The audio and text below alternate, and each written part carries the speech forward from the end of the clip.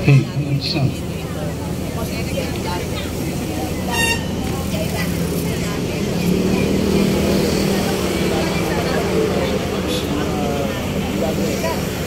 Hey, check.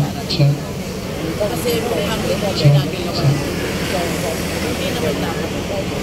Dapat ano ang nasa batas. Hey, what's up? Kasi napakahaba na naging madinig sa korpo.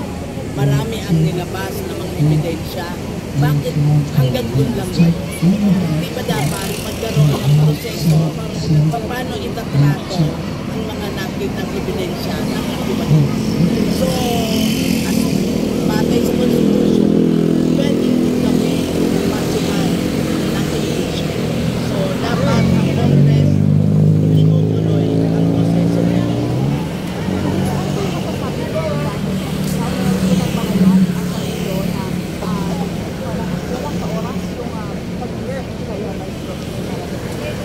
Hindi naman po porket pangulo siya, dapat nilang labagin ang batas.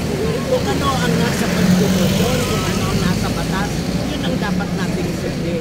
Opinion yun ng Pangulo. Opinion niya yun.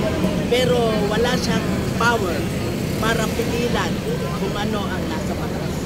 So ang nasa batas, nasa Constitution, ang impeachment proceedings, kailangan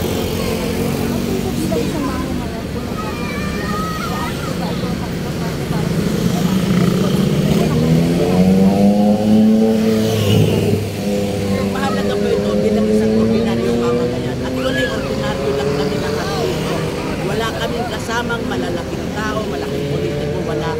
Kami ay mga masa. Kasi po, sobra-sobra ng katiwalian, masyado nang nahihirapan ng masa.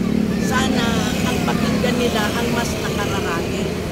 Tayo ang mas nakararami, tayo ang mas marami ang masa. Dapat yung boses ng masa, yun ang malaig. Hindi yung boses ng kung sinong mga organisado na magsasalita.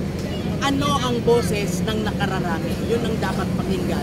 Sobra-sobra na po ang katiwalian, sobra na ang nawawalang mga pera. Dapat maging accountable sila. For the record, paano Makaka-apekto po kasi unang-una, kulang na kulang ang social services ng gobyerno. Katulad sa mga nagkakasakit. Katulad ng husband ko, naging cancer patient. Lahat ng gastos namin from the pocket, wala man lamang kaming naa-avail na galing man lamang sa gobyerno, sa mga binayad naming taxes, wala man lang kaming naa-avail na serbisyo na sana na ipoprovide ng gobyerno imbes na ninanakaw ang pera. How much more?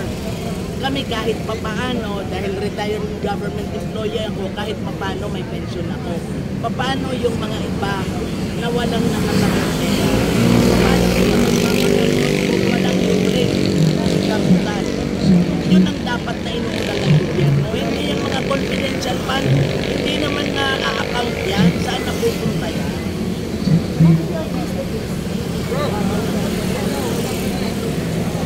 Ang sasabihin ko po sa kanya, sana gawin niya yung nararapat para sa mga Pilipino.